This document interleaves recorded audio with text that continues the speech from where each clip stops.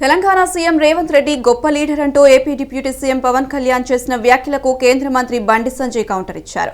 పవన్ కు రేవంత్ ఏ విషయంలో గొప్పగా కనిపించారని ప్రశ్నించారు. అధికారంలోకి వచ్చి ఏడాదైన 6 గ్యారంటీలను అమలు చేయలేదని విమర్శించారు.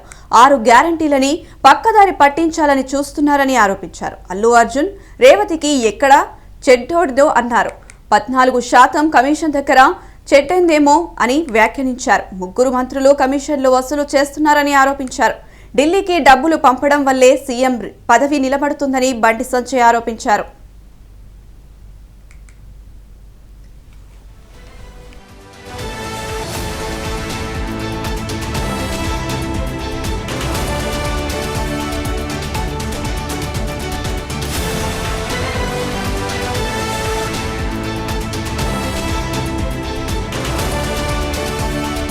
నాకు తెలియదు మరి ఆయనకి ఎట్లా గొప్పపడదు ఏంటో గొప్పపడదు మరి నాకు తెలియదు రుజువులే మీరు ఎప్పుడు తెలియదు నాకు వాళ్ళ గొప్పత వాళ్ళ ఇద్దరి మధ్య అండర్స్టాండింగ్ గొప్పతనం నాకు తెలియదు మరి అంటే ఆయనకు 6 గ్యారెంటీలు ఇష్టం తెలిసింది పాపం.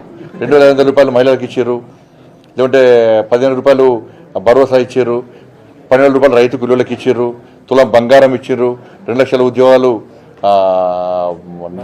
భర్తీ చేసారు, లేకుంటే 4,000 రూపాయలు నిరుద్యోగ బుద్ధిస్తున్నారు, 4,000 రూపాయలు ఆధార పెన్షన్లు ఇస్తున్నారని తెలిసింది కావచ్చు ఆయనకి. ఇట్లా రెండు పక్క చోళ చెప్పారు కావచ్చు ఆయనకి.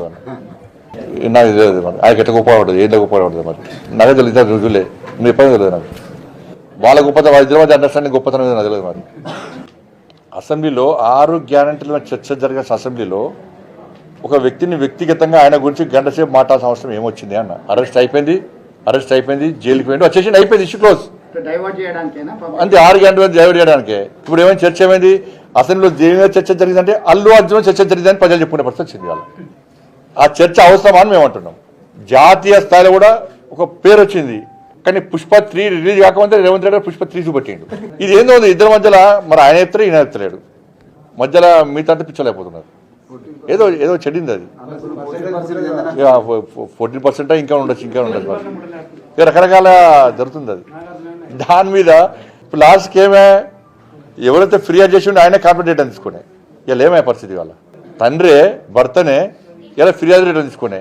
మరి ఆయన ప్రభుత్వం నమ్మకం ఉందా, లేకుంటే అల్లు అర్జున్ గారి నమ్మకం ఉందా? ప్రభుత్వం మీద నమ్మకం లేకనే కదా రిటర్న్ తీసుకున్నది.